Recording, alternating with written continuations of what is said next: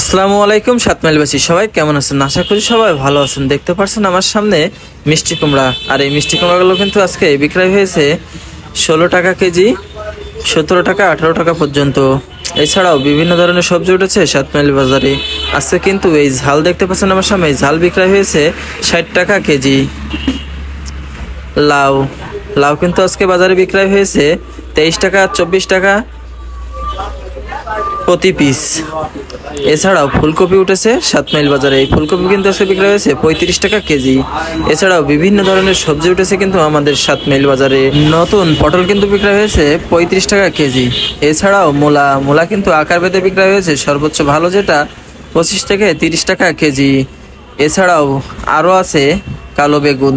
এই যে দেখতে পাচ্ছেন আমার সামনে যে কালো বেগুনগুলো বাজারজাত করা হচ্ছে, এই কালো বেগুনগুলো কিন্তু আজকে বিক্রয় হয়েছে 35 টাকা কেজি দরে। বাড়িনগর বাজার 7 মাইল, যশোর। সবাই ভালো থাকবেন, সুস্থ থাকবেন। আল্লাহ হাফেজ।